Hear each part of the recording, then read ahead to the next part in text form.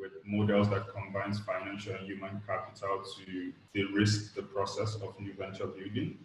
And as part of our key offering, we offer corporate innovation program to medium and large size organizations. And we believe that corporate innovation is the new driving force for digital transformation and innovation culture across Africa. And that's why we, alongside GBA, decided to put this webinar together to introduce you to corporate innovation, how it is a catalyst for business growth, and our collective experiences in building and working with organizations across the years from different continents shows that Africa is on the move. And in the past 3 years, we've seen that technology startups in Africa has accounted for over $1 billion in terms of foreign direct investment. And the yearly growth is almost at 100% every year. And part of what we're thinking is that this is a great opportunity for organizations and startups to work together to be able to combine the agility, the speed, and the talent that the startup culture brings into the innovation environment, such that we can leapfrog businesses from the current trend into the future of what Africa's digital economy has to offer. And so, without wasting so much of our time, we have a very interesting and very experienced keynote speaker with us today, which is Jens. And Daniel from GBA, as Ibrahim said, will be coordinating the session. There will be time for Q&A. And we hope that you'll be able to, at the end of this webinar, get a broader perspective into how corporate innovation can help transform your business and how it can help sort of leapfrog your business goals into the future of where commerce is moving. Today we have very interesting members joining us, C-level executives from Nigeria, Ghana, Botswana, Rwanda. And we do believe that you will have a wonderful time, and feel free to ask us any questions at any time. And we hope that someone will be able to take those questions and collate them to the speaker. Thank you very much, and I'll hand over to Daniel to begin the session. Yes, thank you, and thank you everyone for coming. It's a pleasure to virtually meet you. When a few months ago we started talking to Cass and Ibrahim about this partnership, our conversation started with the fact that we saw a lot of very similar things happening in Africa with large corporations that we've seen in other countries, in India, in Russia, even to a certain extent in the United States, where GBA is headquartered. So we saw the same trends, we saw the same problems, and we found very much the same passion from Cass and Ibrahim to help solve those. And that's why we formed a strategic partnership, and that's why I'm here. And I'd like to thank our colleagues for bringing us onto this. In a very few words, I'd like to share some insights and just a brief overview of what GBA does and who we are. And then I'll pass over to a good friend and partner with whom we've done some interesting projects, Jens Heitland, who's the keynote speaker today. So GBA is an ecosystem for innovations. It's also global, recently ranked #1 private business accelerator. And when I say business accelerator, we're not just an accelerator, we're more like a venture studio that builds different accelerators, incubators with the partners, local partners. We have 4 venture funds from which we invest actively and have about $150 million under management with 220 companies in the portfolio in the Silicon Valley. We have 3 locations, 2 of which are in San Francisco and Silicon Valley, and then 1 is in Moscow, from which we operate our Eurasian side of business. And also we do different education programs and impact activities globally. And Africa is also very interesting to us in terms of impact activities, but that's a separate conversation. So as I've mentioned, GBA creates different programs for corporations. That includes 33 accelerators and more than 400 events only in the last 3 years, and that's globally, usually in developing countries and regions, but also, of course, in California, where we're located. And these are just some logos of the companies and partners with which we worked. IKEA is obviously in there, and that's why Jens has graced us with his presence today. In a few words, I want to share with you some observations which we were able to gather in the last years of working with 20 plus different corporations, global and local, and learnings that we took. When we talk about why work with the innovation ecosystem for any big company, we see 5 key values which it can extract out of it. One is quite obvious. You all know it. I'm sure you all have thought about this. It's technology or products. It's basically, instead of developing something for 2 years inside of the company, trying to then see if it works or doesn't work in the market, spending marketing budgets, picking up a technology that already is somewhat market proven, maybe has first sales, maybe is beginning to work quite successfully, and then quickly integrating into what you're doing. It could be cost savings for you, or it could be basically additional revenues, whether it's a product, whether it's a technology. And that is usually why people do open innovation accelerators. The second reason is talent. A lot of times it's very easy through innovation activity to hunt talented young people who think differently, who are more active, who are very agile, and can build you new products, can build you new pieces of your company. Innovation culture is another one which is becoming very popular. It takes a bit of a more advanced approach, and I think Jens will be talking at length about this, so I'll leave this part to him. But we're beginning to see that companies are beginning to experiment with this more and more, and that's the proper way to go about it. PR, for some companies, it's just straight up positioning yourself as someone who does a lot of good for the local startup market. And capitalization is a less obvious one, but if you think about a company that is already basically kind of plateaued on its capitalization or growing very slowly, by acquiring different quickly growing companies, you could very quickly increase your capitalization or introduce products and services that will increase your capitalization. So those are the main 5, but of course we see mainly companies in the areas where we work in developing countries centering around the 2 on the left-hand side. But at the same time, we see a lot of problems and bottlenecks, and we see those in many countries, be it Russia, be it Kazakhstan, be it India, be it countries in Europe like Portugal or Spain. There are a lot of technical bottlenecks. A lot of times when companies go out there and say, hey, we're going to find startups and bring them inside, the approach is very unstructured. They don't understand where to look, who to go to, which companies are really worthy of attention or not. The second problem comes, even if you select the right companies, how do you integrate them? How do you streamline them inside your corporation? How do you help to avoid all this bureaucracy in basically bringing their product and quickly doing something with it? And that's even a bigger problem that we see. There's also a lot of times lack of clear goals because you have some enthusiasts within the company that want to do it. It could be a CEO of the company that's an enthusiast, sometimes even an owner, which is even better. And sometimes it's just some manager, innovation manager that's responsible.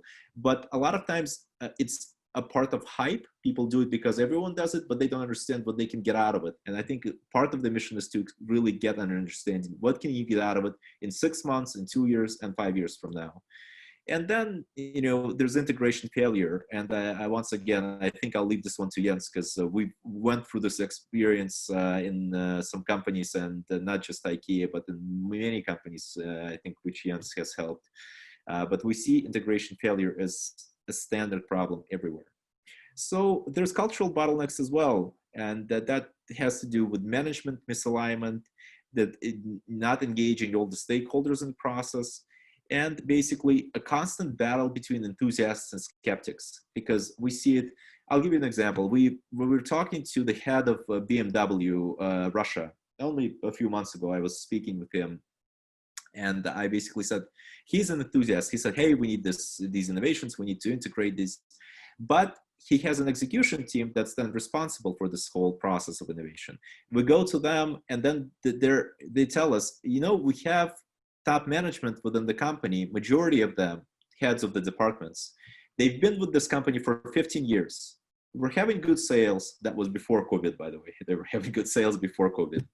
We're having good sales, and they've been very comfortable for the last 10 years.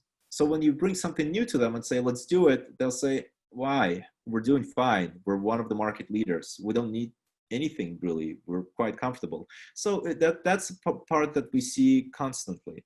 And then just understanding how to do the process. So that's everything that I mentioned here. We've experienced this on our own skin because we help companies build these programs, build these processes. We actually physically build them with these companies, and that's everything that I described has happened in whether a company is global, whether it's local. It's a very standard thing.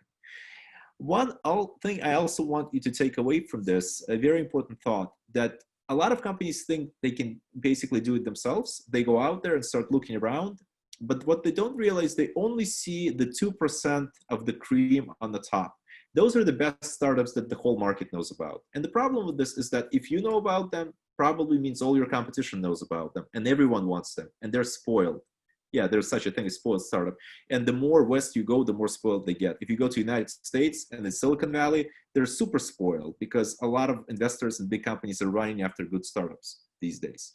So the question is, do you want to work with them? And how do you work with them? Or maybe you go for the milk, which is the other about 13%. They're not that advanced, but most people don't know about them, but they're ready to go miles for you as a company. As a corporate client, they will do everything so they can work with you. And that's, we believe, the best area to work in.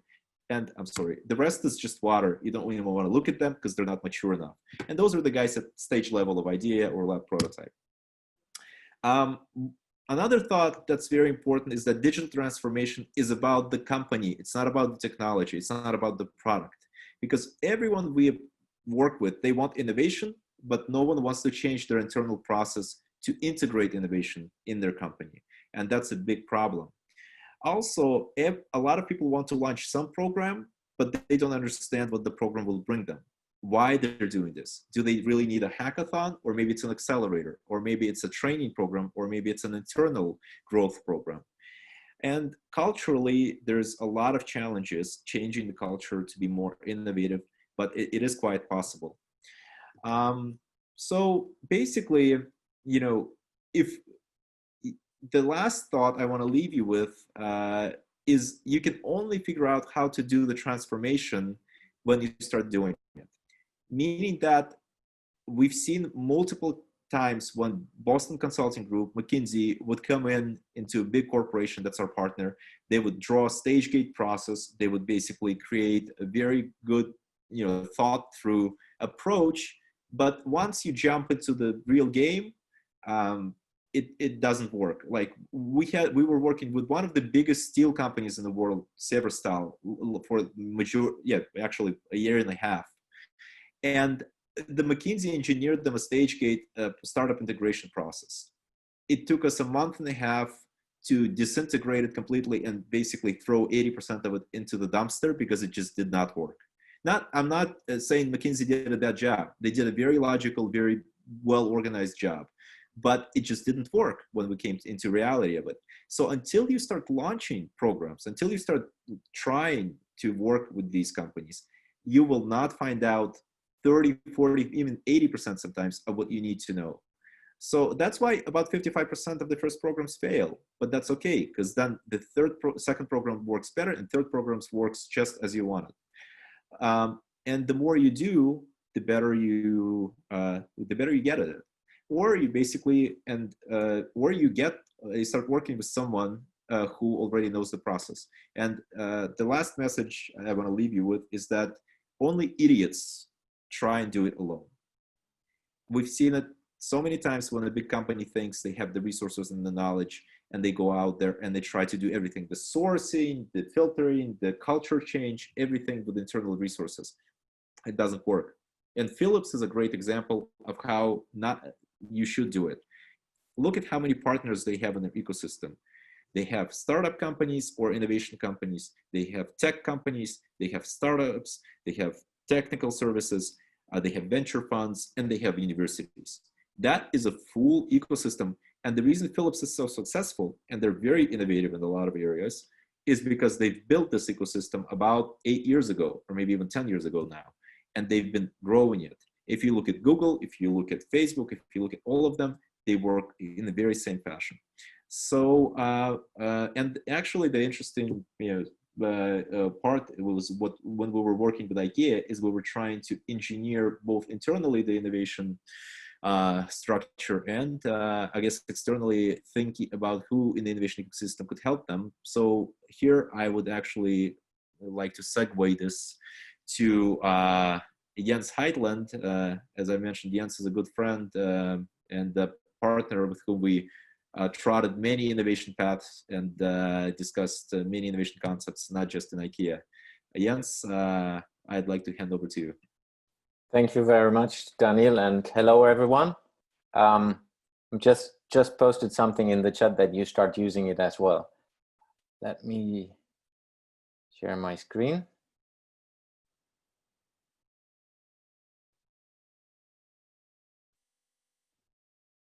Should be seeing it right now, I hope. Is it working? Yes, go ahead, Jens. We can see it. Good. Yeah, thanks for joining, and it's a pleasure to be here. When Daniel reached out to me, it wasn't even half of a second that I decided to join this and be the speaker, because for me it's an honor to be part of this movement and part of the opportunity as well, because I see Africa as one of the continents where innovation will drive the future, where you will drive innovation in different ways than other continents are not able to do it. So that's why I really, really like to be here. I will talk today about innovation, of course. I will start with innovation as the system and my way of thinking of innovation out of my experience.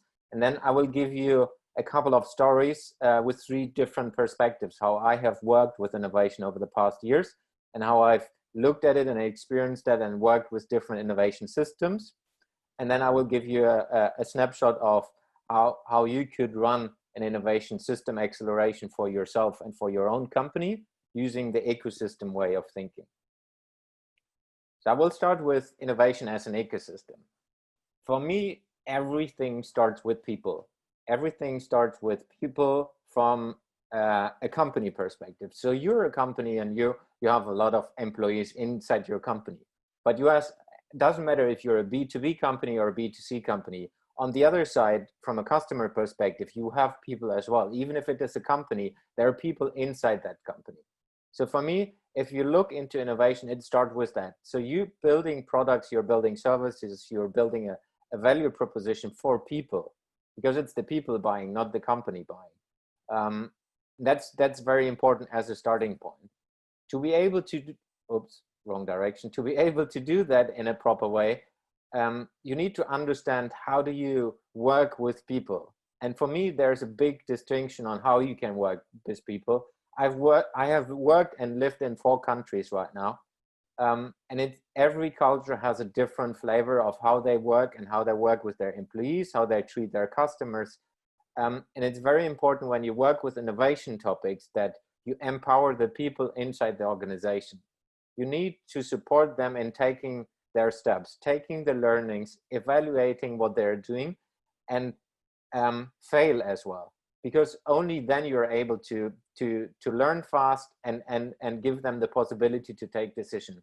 If you do this in a top-down manner where you as the top CEO or the manager of a team decide everything, you're limiting them in how they are working and limiting the innovation possibilities of your company.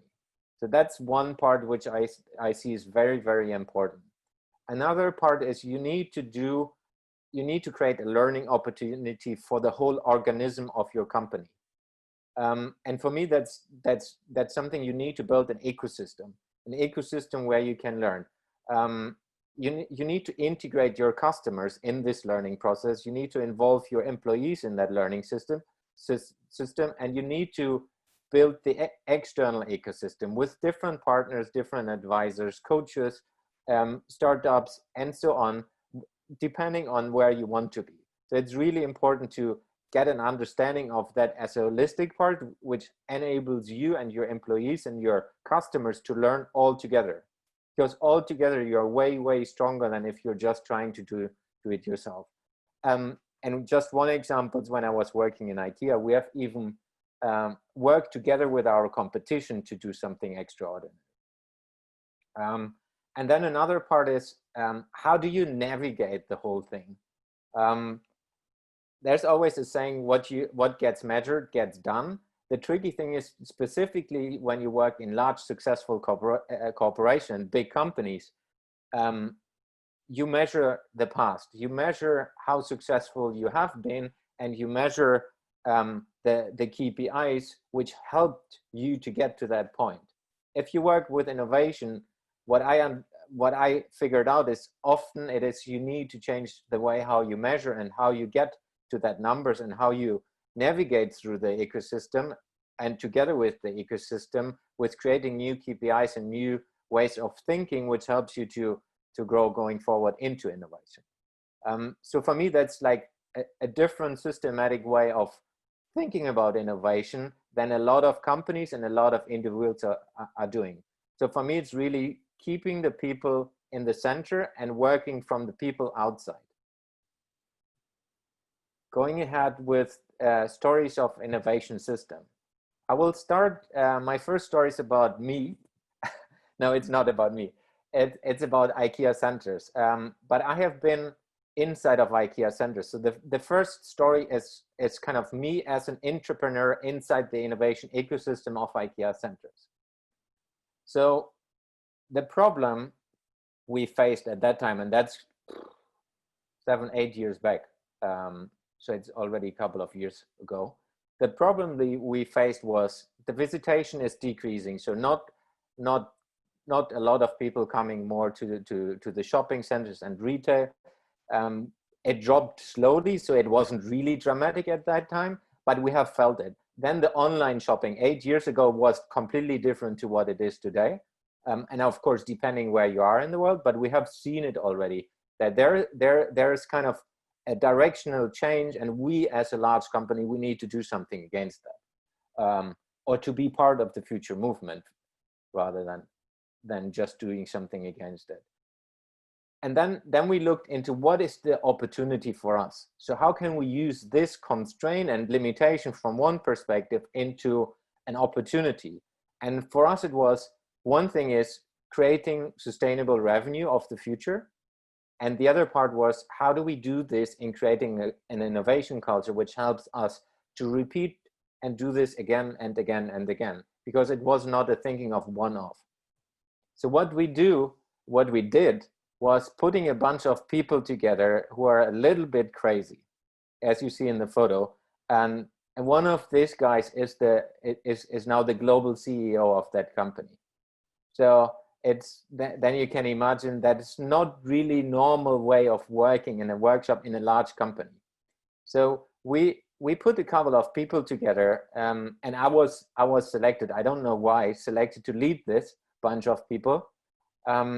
We put a couple of people together to explore what innovation means for us.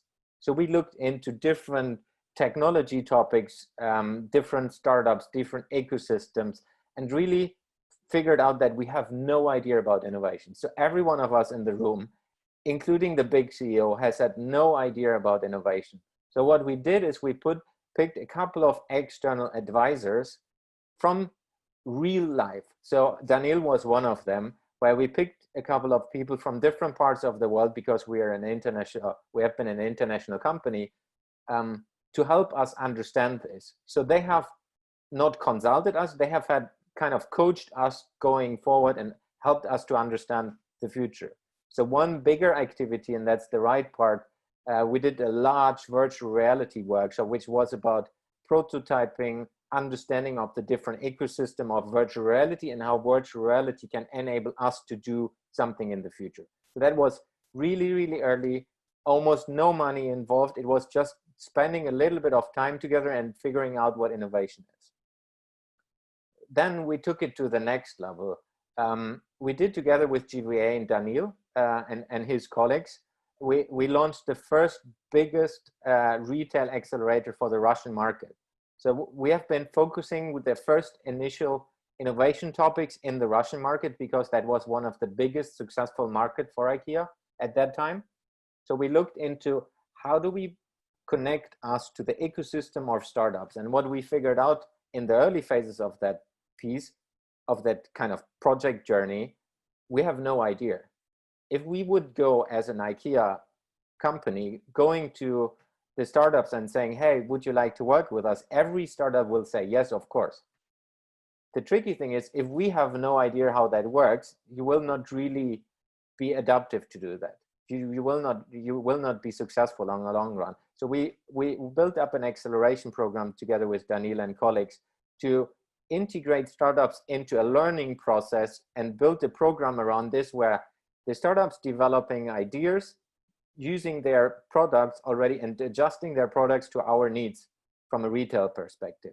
What we did additionally to this, we connected the startups to kind of internal guides from our perspective, like business representatives from marketing, from other parts of the business, who are kind of connected to the startups to support them in different ways. And Daniel and his team on top did then education of the startups and the connection between the different experts of IKEA and the startups. So it was basically, I don't really remember it, I think it was like a 3-month program where we did a selection of, I think we ended up with 300 startups in the final round, and then synthesized that down to 360 in the virtual accelerator, and then I think 10 in the physical.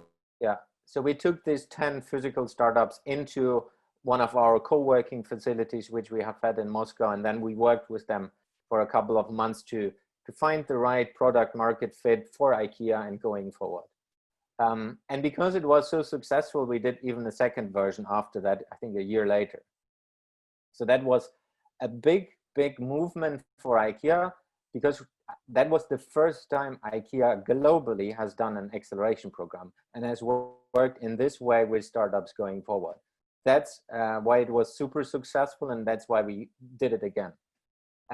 As part of our success going forward, we worked with different test projects where we did like prototyping.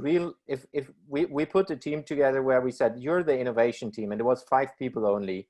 They haven't worked in innovation before, but they have had connections to the innovation ecosystem. So we used them to work on different concepts and different prototypes. So we did a tech adoption project where we developed a virtual reality fashion show. And you might think like, why the hell is IKEA doing a virtual reality fashion show? It's a furniture company. And that was for us a way of testing our assumptions, testing our ideas in a different ecosystem, which helped us to understand if this technology and if this way of learning is something good for us. Then we worked in a project where we looked into how do we co-create with the community around our stores and around our shopping centers. So we looked into how can we integrate the local community in ideation and different ways of working together to fulfill their needs in the local community. So we built up a community center and helped the local community entrepreneurs as well to provide service to the local community inside the community center. And another project we did is like we reinvented the business model. And we tested a hypothesis, and I'm not sure where this is right now because I'm not working anymore at IKEA, but we looked into what if we change the business model to you're paying an entrance fee to go into an IKEA store. How would that look? How would that work? And we built an experience around this and got validated learning for us to look into this. Slide is not moving? No.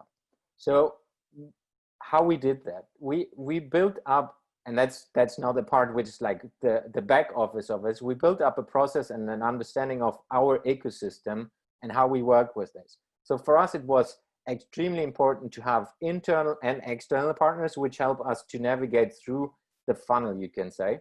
So we built up an innovation strategy which was globally, and then we basically built a sourcing functions of startups, of ideas, of ways of working, which we then split into different, let's say, ways of working with that. One was like we work with core and adjacent innovation, which is close to the core business, and one which we called moonshot innovation, which is working a little bit towards the external world, but is also as well working with a different capital expenditure, different investment. That's why we have had the Moonshot Bank, which was financing that.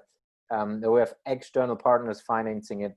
And then we work through different processes to validate the ideas and then launching them into the business. What I was doing behind the scenes as well, I was basically the conductor. You need to think about a big orchestra. And in this case, it was a global orchestra of 130,000 people working in different countries, in different cultures. And if you're a coach, if you're a conductor in that way, you're not able to do everything yourself. So you need to trust the other people, and you need to trust the people in the orchestra to do their job well.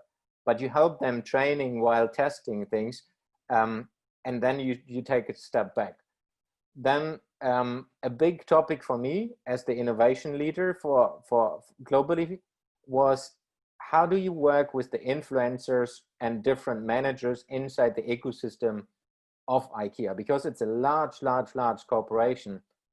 There are a lot of people with different ideas and different interests, and not all of them are kind of going towards innovation. So you need to kind of figure out a way how you, one thing is please the right people, but as well understand of how do you protect the innovation going forward. And that leads us to the immune system response management.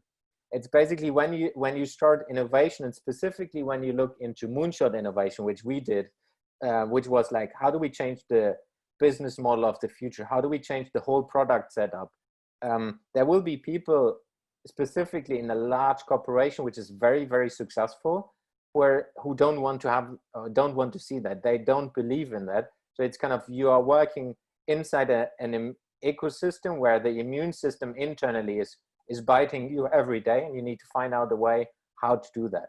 And what we used in the background was kind of an innovation GPS, where only a few people, and including the global CEO, was knowing what exactly our goals are and how we are dealing with it, and how do we validate and test the things going forward. So that was the intrapreneur story. Then I moved into a different business. I left IKEA, and then I was working as an innovation consultant. So I worked with the security company, and we looked into their business. And the problem they have faced was they're not really client-centric, to the first slide I was saying. So they have done their business in a good way and have been globally successful, almost in all countries, all continents globally. But they're not really succeeding to keep the customers the whole time. So if you look at it from a life cycle perspective of the customers, they have lost customers quite a bit. So the sales was going slowly down. And it wasn't dramatic at that time, but it was like the first indication that they need to do something different. So what we looked into was, how do we look at it from an employee and client-centric perspective, but as well boost the sales going forward. So it's kind of a bit like innovation culture way of thinking, but also creating sales at the same time. So what we did is looking, again, if you look at the centerpiece of this, for me, it's always client and employees. We looked and analyzed what are the pain points, needs, and dreams of the clients, and specifically the ones which are leaving. We figured out that there are a couple of systematic failures or systematic challenges, let's say like this, inside the company, where they, due to the fact that they have been growing so fast and have been successful in the past, they have had slack on things, and really a lot of basic things, where the employees and the salespeople of that organization didn't follow up topics. They didn't have the right processes. They didn't have the right tools to work with it. And then when you take this from a regional approach in one city to one country to one continent and one global company, then you can imagine how much that was a mess. So we changed this up in a way of that we did a client-centric perspective, a different vision, a different strategy, where people working on the front line. So the people who are serving the customers have been the most important people in that whole business, or are now. Then we looked into the whole ecosystem. What does it mean from a competition perspective? What does it mean from a partner perspective? And how does that all work together? They haven't ever worked with startups similar to IKEA. So they're as well a bit, due to the fact that they have been successful, they think they know everything. They think they can do everything themselves. And what we figured out that this is not the case. So we helped them in structuring that in a different way. And then we looked as well what technology enables them to do the next steps. So how can they use technology in selling things differently, empowering the employees, and we built kind of a new platform to supporting them going forward. Another part which is super fresh, it's only 2 weeks old. I was asked to help one of the largest exhibition companies in north of Europe to look into what is the exhibition strategy and the future of the exhibition world. And now I'm doing this as a coach. So going from an entrepreneur, going to a consultant, going to a coach. So the problem is COVID-19, as I guess a lot of people on the call know, that this is kind of a lot of businesses struggling through the changes. So for them, it was the shutdown of all exhibitions in 2020. So they're basically having zero sales in 2020. So I was talking to the owner and to the CEO of that company. And this guy's asked me, we need to do something. We have a very, very successful business model. We know what we are doing good, and we know it will come back to a certain amount, but we want to use this now as a kind of fast moving advantage to look into what can we build on top of our business model to create long-term sustainable business with all the changes that will stay going forward, because they're predicting, like I'm doing it as well, that a lot of behaviors of the people around the world will change forever. So what does it mean for them? And because I'm coaching them only, I'm not consulting them in that way, we work on different topics. The first thing, we looked into ecosystem and influences. So what is success for them? What is the frame they want to do? How much do they want to invest in this? What is the time frame? And we said, like, we do this only in 4 months.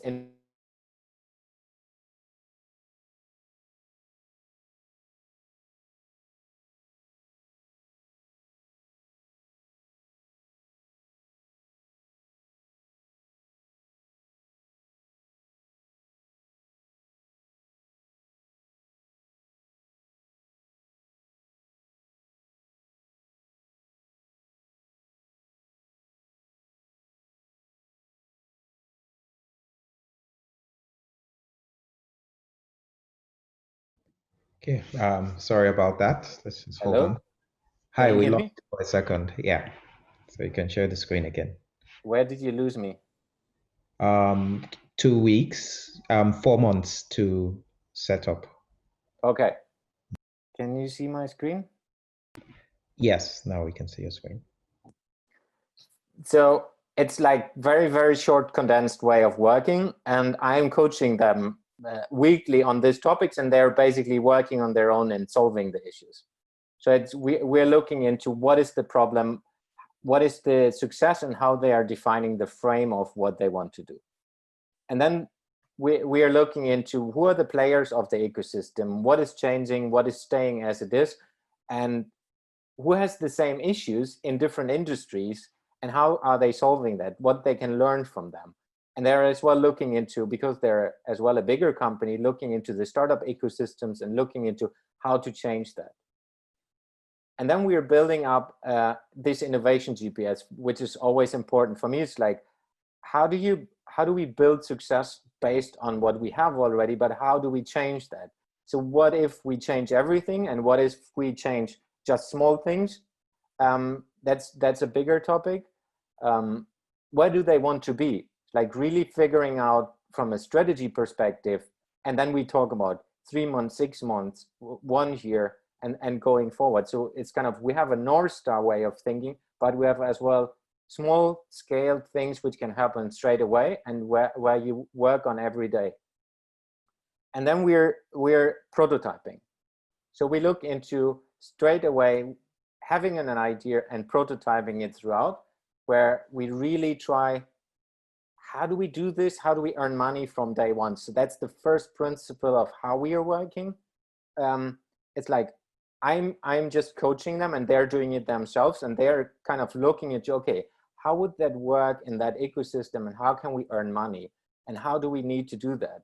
And that's basically the stage where we are in. I can't give you more details because then everyone from the competition will jump on that as well.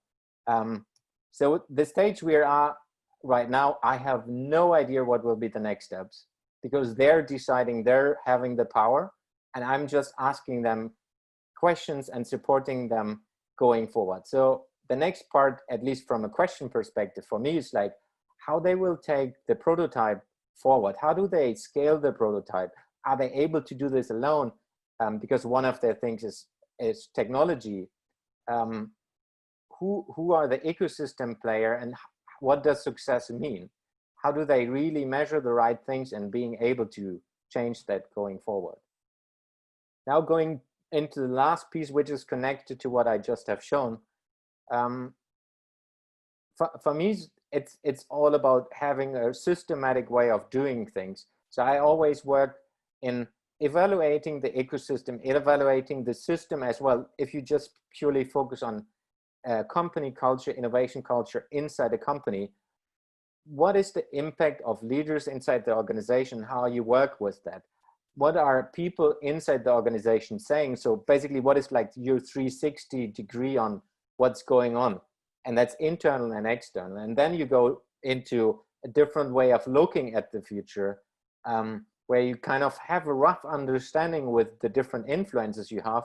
But then when you go towards initiating, it's not like a lot of companies still do. They want to have it 100% right. They want to do everything themselves.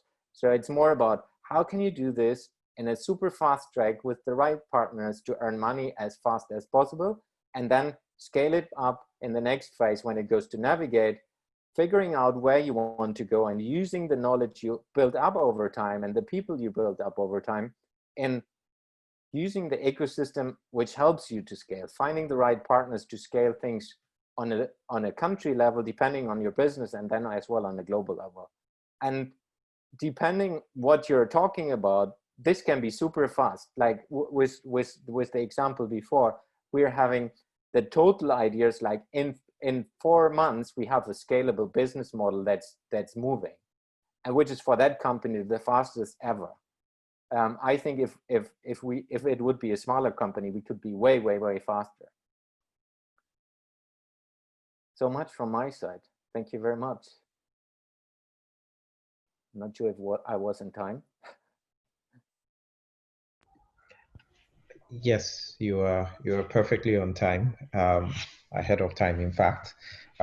So I think, Danny, do you want to take on some questions while I collate some of the questions I've received? Yes, I think this is where we give all of you an opportunity to kind of, maybe we can address some of the questions that you had. We have here the first one I see in the chat, and by the way, you can put them in the chat or you could raise your hand. This is if you turn on your participants window, and then you can raise your hand there. But either way, we can hear you. So question, how do you carry along or convince employees who are a bit resistant to innovation? Jens, you want to take a stab at that first, and I'll maybe follow up a bit. Yes. In my experience, what is the best thing is involving them, making them part of your group, making them part of the excitement. So it's going from a pushing them to turn them around in a clever way that they're pulling for it. And I've done this in a couple of opportunities where basically it was my worst enemies in the beginning, and in the end it was my best friends from a business perspective internally, who really supported me in board decisions and so on. But it's taking a lot of time and investment to create friendship in a way of they're really being listened, because for me, it's not that they're against it. It's just they don't understand it, or they want to be part of it, or they don't see the value of it. So it's, if you involve them and bring them on board, they can be part of it. And even if they're still against it, it helps to kind of challenge your way of thinking, challenge your way of working, which for me as an innovator, it's the best thing you can have. If you have an internal challenger, that's already a good thing, if it's not too much. I think I'd like to follow up on that and take it to kind of almost the next level in terms of what we see in a lot of companies. With a lot of organizations which we worked, and from such giants as IKEA and PepsiCo to more local corporations which are big in their own means, we see that a lot of times when an innovation team, if there is an innovation team, launches an initiative, they don't begin to actively interact with the company departments. And that is a big issue, because ultimately the departments can be the people that are effectively, soliciting the new solutions. They are the guys that need those solutions. So basically it happens to be that innovation team comes in with a new program, let's say an accelerator, brings in 15, 20 new startups, and then goes to the department and says, okay guys, we found those for you, here, take them. And that just doesn't work, because the department say, hey, we got, maybe you misunderstood our needs. We got a lot on our hands anyway that we have to work with. This is a distraction. And, who's going to pay for all of this? Because a lot of times it's also a budget issue. Who's financing the pilots, the tests, the integrations of these new solutions? So building up, Jens said, we found out the best way is to get those departments involved early on in the game. When you're just beginning to plan the program, say, hey, you're in this with us. What it is that you guys need. Let's sit down. Let's figure out how can you benefit from a certain solution. In fact, with some departments, in certain companies, we even recorded large interviews, which we made part of the accelerator content, when startups would look and say, this is the head of logistics of, I don't know, MTS, one of the biggest telecom global companies. And they want this particular thing or that particular thing. And this is how they want to work with it. And they say, great, now we understand. Now we want to apply to this accelerator. And now we're going to put it in our application of exactly how can we address this issue. So when the guy from logistics looks at this, he says, great, this is exactly what I was looking for. Instead of going through 15, 20 unrelated, irrelevant startups, and then number 20, he says, well, I only seen one that's relevant. This looks like it's just a pile of crap. I'm not going to deal with this. So that's how you get that going. Yeah, let's move on. I see a next question. How did IKEA integrate the ideas into day-to-day processes? And a question about intellectual properties. I mean, did you have to purchase the intellectual property, or was there an easier way to basically get those technologies on board?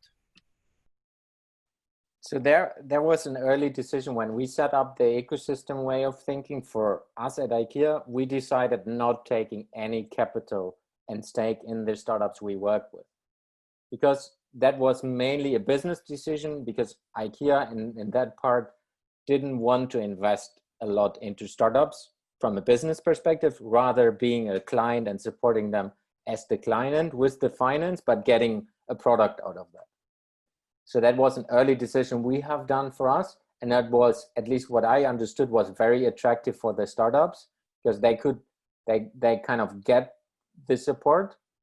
They directly earn money, but then they don't lose stakes. But it's always a business decision, what is right for your business and what makes sense for your business. For us at that time, it wasn't a discussion that we should take parts in stakes in the startups.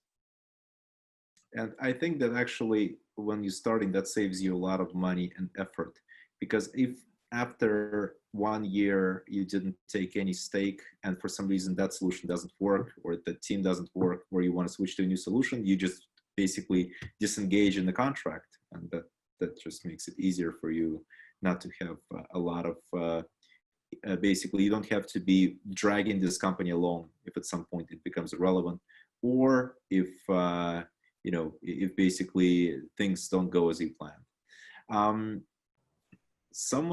We got a question. Can you explain the immune system more? For example, in Nigeria, we have a lot of resistance with the organization where the CEO's word is final. How did you manage to get the independence that innovating on the edge? How is the relationship with the top management of the corporations you worked with? So I can take the last one. You can take the first part. Yeah. So the immune system part is basically, if you're innovating from the bottom up, like we started in IKEA, so it was a small team on the edge of the organization. It wasn't visible to everyone, but as soon as someone is figuring out, like when we did the virtual reality project, we haven't involved the IT department. And of course they're saying like, that's not allowed in our structure. You're not allowed to do that. So as soon as they have heard it, it was kind of, they're working against us, or they have been working against us because it was so on the edge. So that's kind of, there is always a response of the immune system where people want to be involved, but it's always a decision on how you design that system of when should they be involved and does it make sense. From the structure perspective, what we have had an agreement with the global board of IKEA, but they have done it in a way that they haven't involved themselves. So they got reports, they have been knowing what's going on, but they haven't saved our asses. We got beaten up every day, believe me. I mean, when I'm presenting, it always sounds like, oh my God, you didn't do anything wrong. We have done everything wrong you can do wrong. And Daniel has seen that as well, our advisors to not do things in a way, but you know how corporations are. We don't listen to externals sometimes, and then you do the mistakes. And I think that's also part of the learning where you need to do some mistakes to be able to grow in this.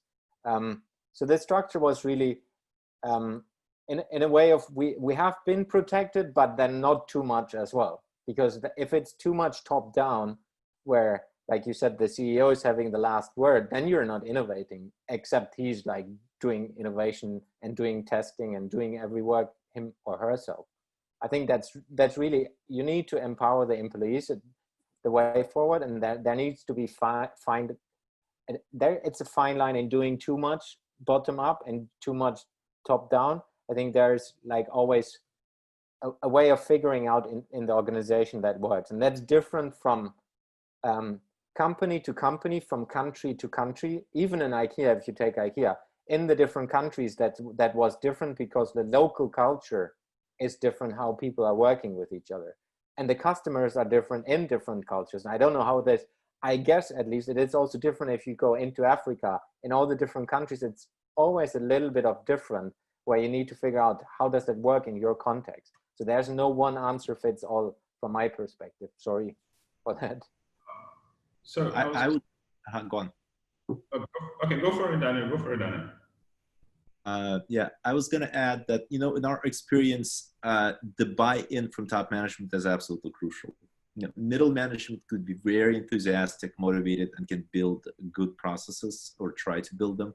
But until there's a signal from the company top management, or sometimes the owners combined, if even better, things don't take on kind of, you know, the big change doesn't happen. There could be local programs. Sometimes it takes a small program to get CEO or top management excited about certain things. Like we've been friends with a company in Israel that basically builds roads and bridges. It's a government company, and they're a very aggressive, innovative manager, aggressive in a good way, I mean, has convinced everyone to do this big internal program and hackathon.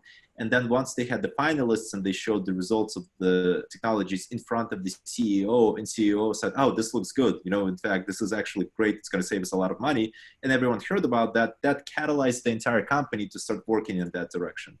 So sometimes you have to start in the middle, but it's better to have some kind of a buy-in at the top. And second, I think when you have that buy-in, it should be, like Jens said, kind of a place where CEO gives his blessing and then steps back, observes, has the kind of updates, but doesn't get involved with hands-on until it's time to do a demo day or a big public event. This is where top management needs to be present.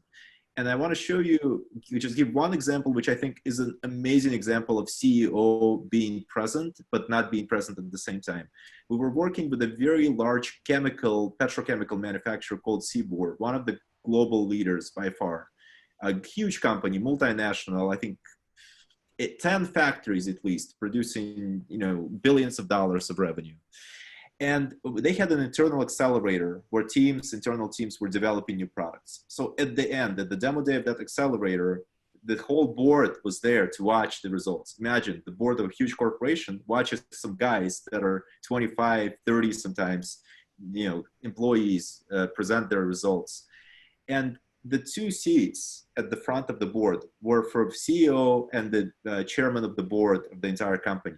And both of those seats were empty. And I said to myself, probably it was not important enough for them. I mean, this is a CEO and a chairman. They just didn't show up. It's okay. It happens. I mean, it happens all the time. They had more important things to do.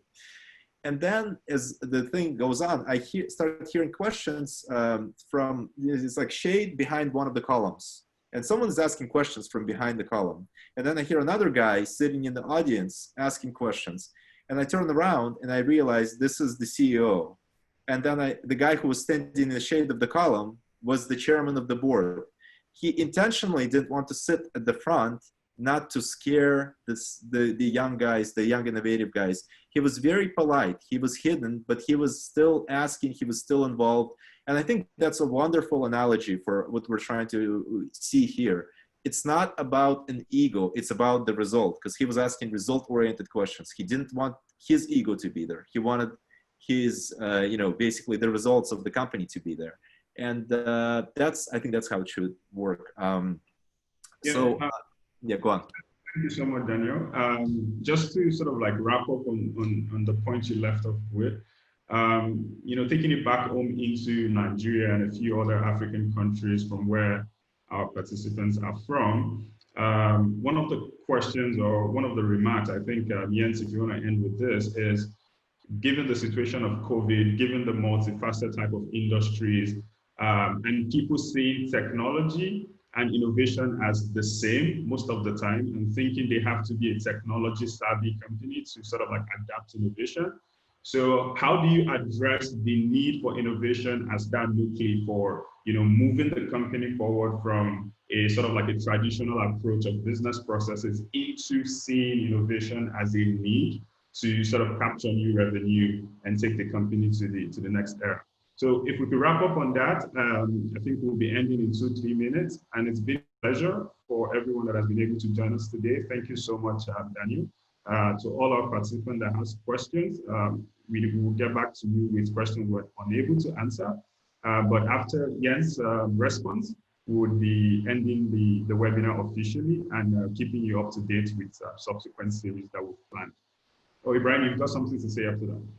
Oh, no, there are like 2 more questions that have been sent to Danny. So I think we should take those questions first. So Jens, please go ahead and okay. Yeah. Yes. First COVID-19. I think the constraints help companies to innovate. If you're not able to do your business in the normal way you are used to before, I think that's the best time to innovate, because there will be competitors, there will be other companies who are not doing anything. That's why I love the request I got from the Swedish exhibition company. They're taking the advantage now, and they might be double their market share in the next 4 months. And I think this is a huge opportunity for every business in the whole world. And for me, innovation doesn't mean investing into technology. For me, innovation doesn't even mean that you need to spend a lot of money. It is about setting a goal, setting an ambition that you want to do something, and then doing that in a way that costs a little bit of money, yes, but not too much, and you should earn it twice or triple or 10 times afterwards. So that should be the goal. It's not about, yeah, let's do something to keep us busy. It's really like, how can you use this opportunity of constraints and things working in a different way to accelerate your business to the next level? That's really, it's the biggest opportunity we might have in this lifetime, even if there's terrible things happening in the world. I agree. And that's not good, but that's always an opportunity where you are pushed to do things differently, to innovate your ass off. Actually, with your permission, Ibrahim and Kes, we have a couple more questions. I think one of them Jens could address. Jens, if you have a couple more minutes. Sure. Can you go? Okay. What was the structure of the innovation department? I think that one you can tell from your personal experience, since you were the head of innovation department. Yeah, so we have had different structure. The first one was like bottom-up approach, where it was 5 people on a guerrilla base, basically, and then we built up more a structure over time where I was the global responsible, had people responsible for different topics inside this funnel, and the rest was a matrix organization. So different isolated teams doing different things, because the goal for us was we want to integrate innovation into the total company and not building another, let's say, separate engine which is taking care of innovation. So it always depends, but for us that was the right way in doing it, having a fast train where you put like innovation thoughts in and these guys are doing it, but they're on the way teaching the whole business on how to do that, and then it's spreading like a virus. That's how we did it. What I've seen happen in a lot of corporations is that they start with a fairly agile small team, maybe just 2-3 people. They launch the first programs, show the results, get everyone very excited, and then they build the hub out of, from that. So the goal of that first team is not to know everything and be able to answer every question or run every program. I guess the goal is to find the right partners in the market to run the first few programs. And after that, basically, start growing the team. And sometimes we've seen it grow into a full-blown hub that takes a floor of a big building with like 30 people. It's a step-by-step process. So no point in creating a very heavy structure. You can start literally maybe 3 people, I would think, is enough to get some things going. Yeah. Okay. Innovation strategy is a great business tool. How does this corporate innovation work for medium-scale enterprises? That's an interesting one, because frankly, it's going to sound strange, but I think it doesn't work very differently than for large scale. It's actually very much same things we were talking about. If you got a need for one of those 5 things I mentioned at the very beginning, whether it's technology, whether it's talent, whether it's culture, whether it's capitalization, you follow in a lot of ways the same paths which the big companies follow. The only difference might be that medium scale companies might adapt their processes faster because they're not as ingrained. I agree. You have like the immune system is smaller, so you will be able to be way faster than the competition if they're larger. Okay. I guess there's no more questions, so I hand back over to Kes and Ibrahim that are hosted us kindly here today. Guys, thank you so much for such an interesting session. I think we've started learning a lot about corporate innovation and how best, at least the conversation has started, and it's great insights from Jens on IKEA, the other companies in Sweden, and the COVID clients that you have. I'm sure a lot of us would like to learn more. I think the last question is very poignant in Africa, because what we consider as large enterprises are usually maybe from the US, European perspective, maybe medium-sized, and all these companies are looking for ways of how to move in an agile fashion. I'm sure we'll engage more, and thank you so much, Jens, for your time and the session with everyone. We really appreciate, and we hope we could invite you again in the future once we get more feedback from the community, and thank you again. You're welcome. Pleasure to come back. Thank you so much, Jens. Thank you so much, everyone. It's really our pleasure. Do have a rest, good rest of the day. Yes. And Danny, thank you so much. So have a good day, everyone, and we look forward to meeting you again. Thank you. Okay, bye. Bye.